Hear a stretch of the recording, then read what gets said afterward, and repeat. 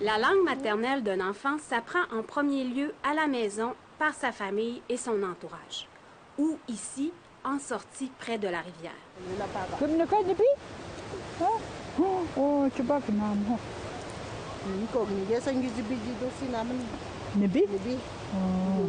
Louisa Papati, aînée de Kiksakik, dit qu'elle n'a pas eu ce privilège de valorisation de sa langue maternelle. Moi, j'ai été au pensionnat en 1959. Puis je suis sortie d'être là en 1968. Ça a été long,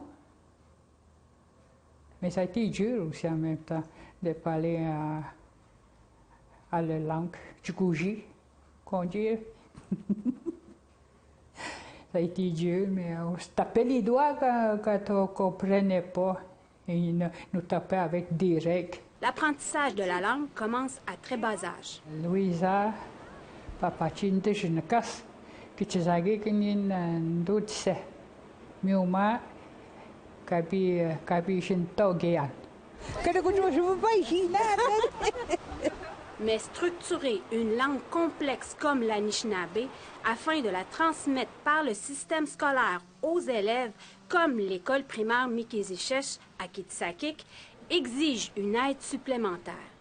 Cette aide provient de l'Université du Québec en Abitibi-Témiscamingue. C'est vraiment une démarche qui vient de la communauté parce que c'est rendu un enjeu, c'est rendu urgent aujourd'hui de faire en sorte que la langue ait une place plus importante dans l'éducation des enfants de la communauté. Nancy Wiskouti-Crépeau, professeure adjointe à l'Institut national de la recherche scientifique à Val-d'Or, dit avoir 2 ans pour finaliser ce programme de langue et l'implanter à l'école. Ce programme présente 2 volets.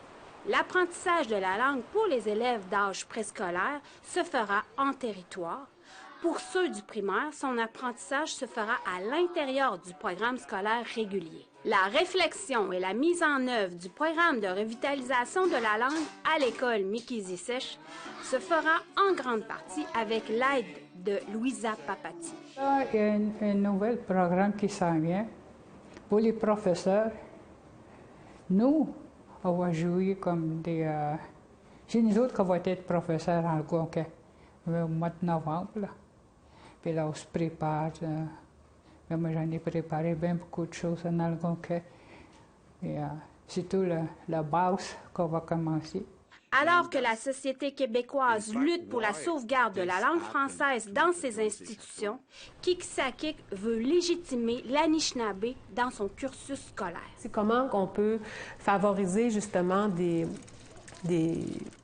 allers-retours entre les 2 langues, mais dans l'enseignement des disciplines scolaires qui sont faits aussi par les enseignants allochtones et qui viennent ici dans la communauté. Mais le travail d'implanter la langue dans les corridors se fait déjà sentir, selon Catherine Anishinapeo, conseillère à Kiksakik. Pour elle, c'est une joie d'entendre le personnel allochtone dire « kwe » et « miigwech ». On dit toujours, l'éducation, ça commence à la maison. Fait que l'école est là pour aider. Fait que si les parents peuvent faire parler leur langue puis tout ça à la maison. L'éducation de la langue Anishinaabe à Kiksakik commence aussi avec une survivante. Même si la société canadienne a tenté de tuer la culture et la langue Anishinaabe à l'aide des pensionnats, ils ont échoué avec Louisa Papati. Shushan Bacon, Nouvelle nationale d'APTN, Kitsakik.